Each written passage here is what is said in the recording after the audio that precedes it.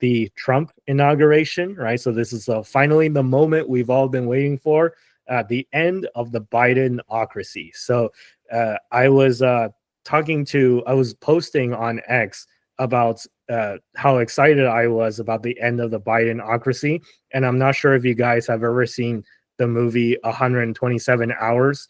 If you guys haven't, I'll spoil it a bit for you. The movie's been out for a while, but so it's your fault if you haven't watched it. But it's about this guy who goes exploring the Grand Canyon by himself, and then he takes a fall into kind of like a crevasse, and a big boulder pins his arm against the wall of the crevasse, and he's just stuck there and nobody knows he's there because he's there by himself.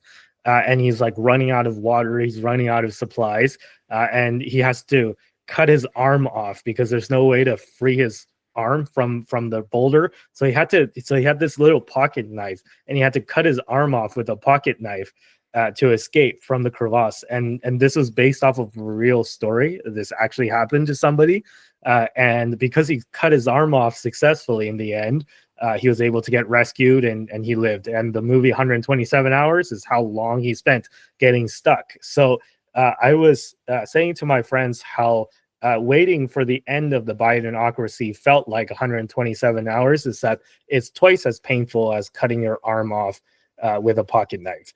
So I'm glad that we all made it. Congratulations. Give yourselves all a pat on the back for surviving 4 years of the disaster.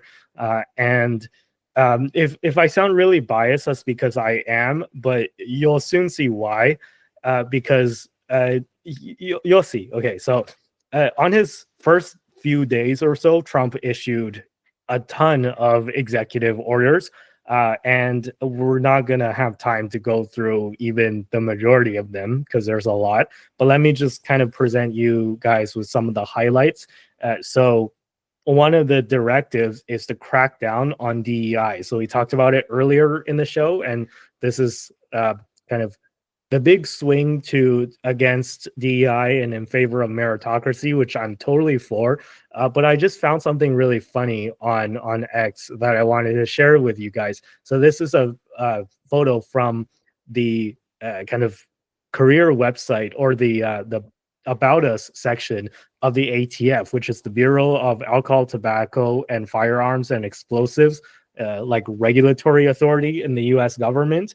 And this person, she was the chief diversity officer before Trump came into office. And then magically over the past week, she went from the chief diversity officer to a senior executive. As soon as people found out that Trump issued executive orders to get rid of all the diversity and inclusion efforts and programs that are in the US government. How convenient.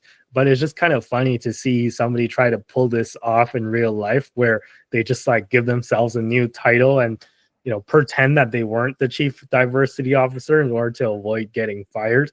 But, you know, the all-seeing eye of the internet, you can't hide from that.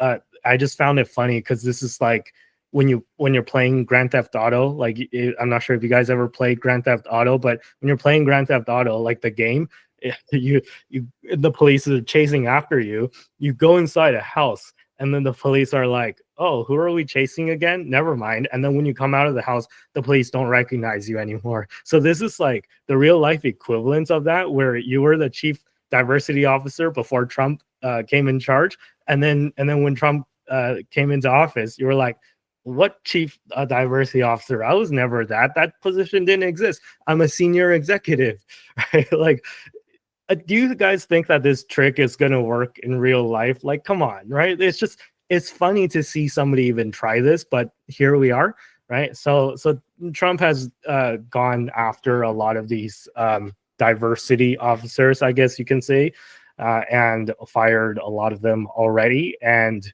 yeah, this person, Lisa, unfortunately, will probably not escape getting fired because because the internet saw this trick right through. So there's that, and then we can talk about the border stuff a bit, right? So the Trump has launched a crackdown on the border, and Specifically with regards to this one, he's also renewed the tariff threat against Canada.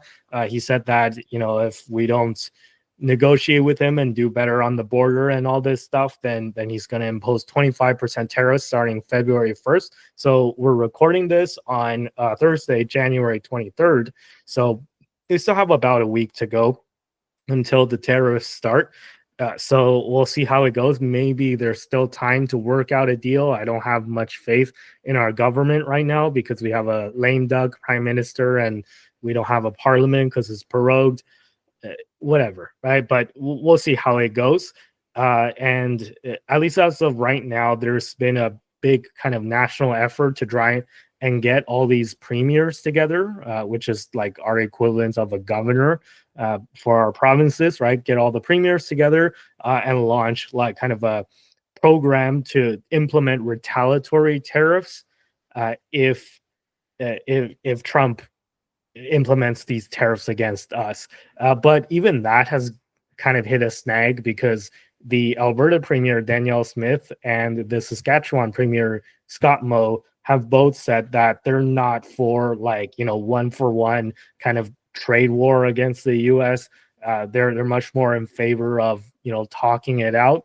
But Doug Ford and Trudeau and a bunch of other premiers are kind of more in the camp of, we got to go hardline and go, super hard in countering these tariffs. So we'll see which one works better or if it's needed at all. Hopefully we don't get into a trade war at all. But as I said, I don't have much hope.